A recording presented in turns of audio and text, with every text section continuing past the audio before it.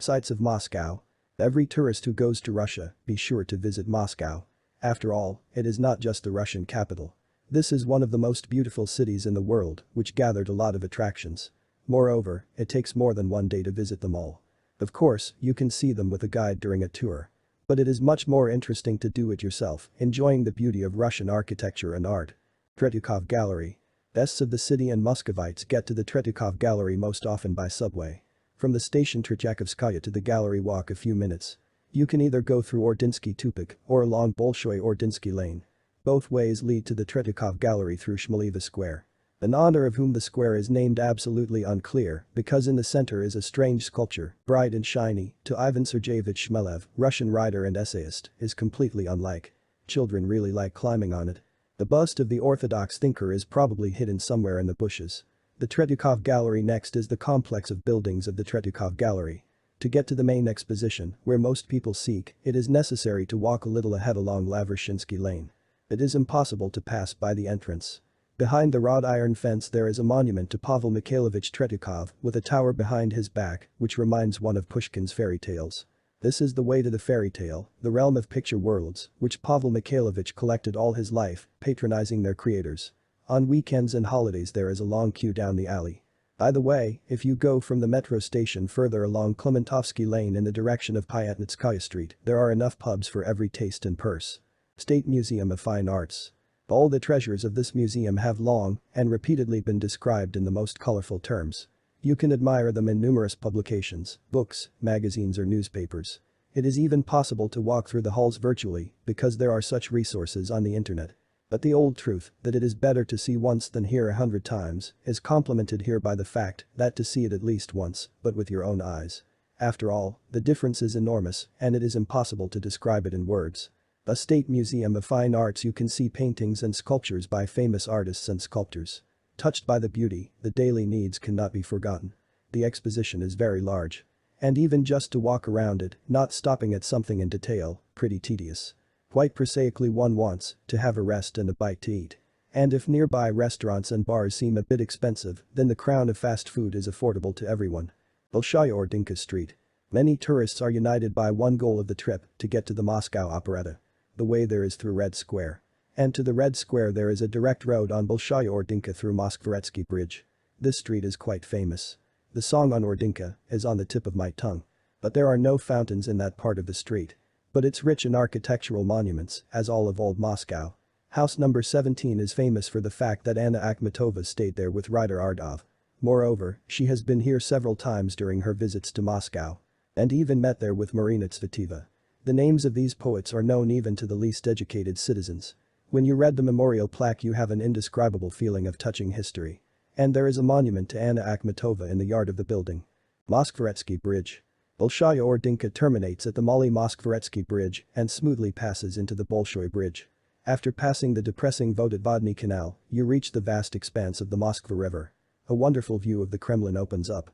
It happens so that the Kremlin ensemble we see most often from Vasilyevsky Spussk Square, and immediately our attention is attracted by the Church of St. Basil the Blessed. From Bolshoi Moskvoretsky Bridge one can get a fuller and larger picture. The majestic beauty of the Kremlin takes your breath away. The Grand Kremlin Palace with the flying flag of Russia in all its glory is revealed.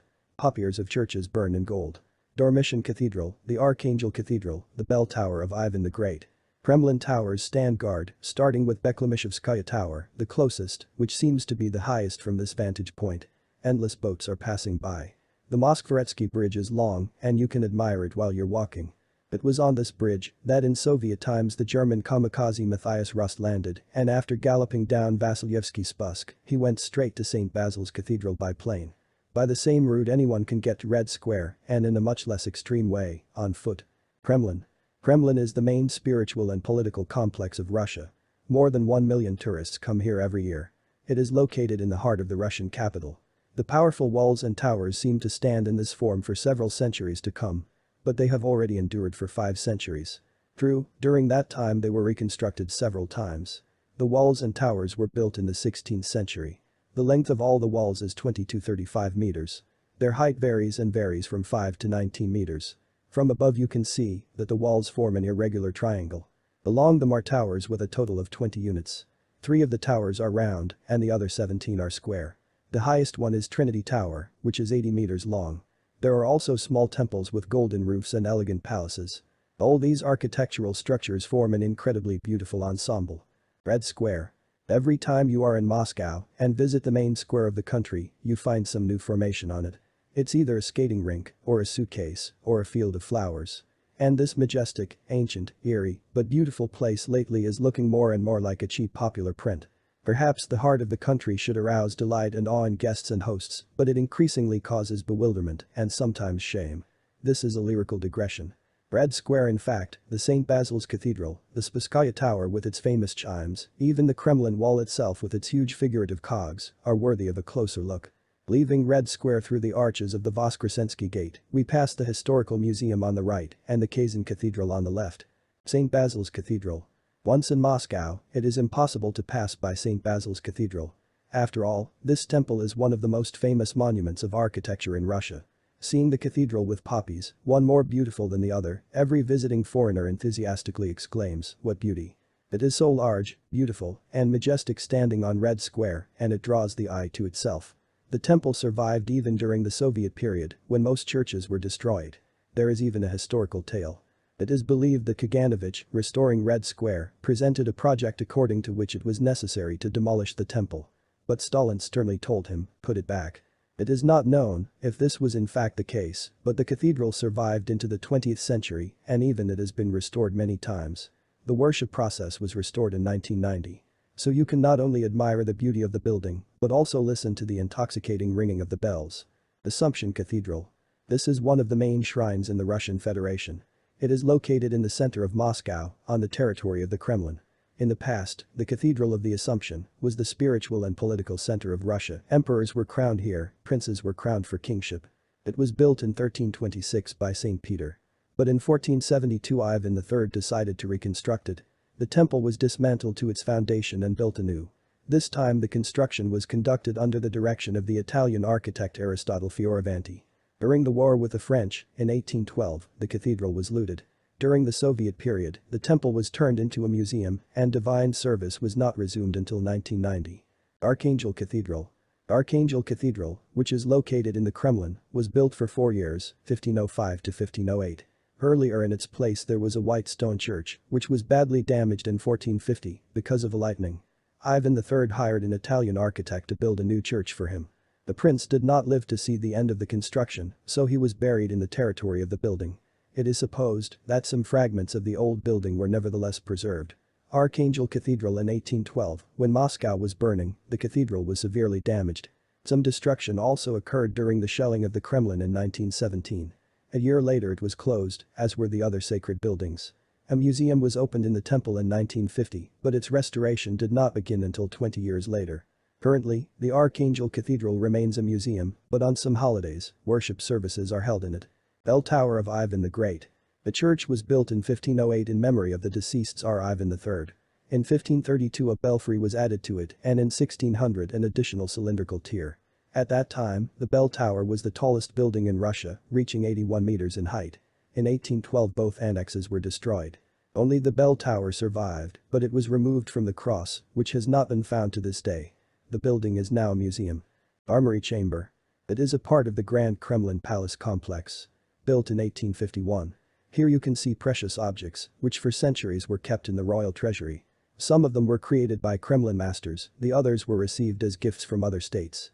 The museum holds ceremonial and czarist clothes, armor of the hierarchs of the Orthodox churches, silverware, carriages and weapons. All in all there are about 4,000 monuments of art of Russia and other countries. That is why the armory is world famous. Sparrow Hills. The name Vorobyevi Gory appeared because this territory was owned by the priest Voroby. Then they came into the possession of Princess Sofia Vitovna. Since then, the park became a favorite place of Russian czars and princes. During the USSR period, Vorobyevi Gory became known as Leninskaya Gory. Since 1953, access to the park was open to all people. To get a better look at the beauty of Sparrow Hills, the walk should start from the building of Moscow State University. Through the Alley of Scientists you will get to the observation deck. It offers a view of the Moskva River and the Luzhniki Stadium. The capital looks especially beautiful in the evening, so it's better to walk at night. The Kotny Riad.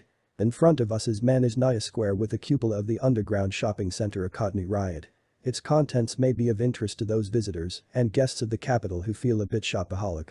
After all, it houses stores and boutiques of many well-known manufacturers. And the square surrounding the transparent dome of the underground structure will be interesting for both adults and children to stroll around. After viewing the fountains and sculptures of Manoj Square, we turn off to a Cockney Riot Street. The path winds between the monumental and famous buildings. On the right is the building of the former Hotel Moscow. This grandiose edifice, which was completed in 1935, has stunning views of Red Square, Kremlin, and St. Basil's Cathedral. Only now these views are admired by the guests of the Four Seasons Hotel Moscow and visitors of the Modny Season Shopping Gallery. House of Unions Building. On the left, the building of the State Duma attracts attention. The heavy imperial style, burdened by the presence of power structures, is further replaced by the lighter and more elegant building of the House of Unions. It has a rich history. Earlier this was the site of the Noble Assembly. It was built in the late 18th century and was once a two-story building. In 1812 the building was also set on fire by the French, and later, it has been repeatedly restored. It was here that balls were held, in which young maidens were received. The Noble Assembly attracted Pushkin and Lermontov. It provided its interiors to recognized figures of culture and art. The phrase Hall of Columns in the House of Unions comes to the mind of many Russians. This is where it is located, originally called the Great Hall.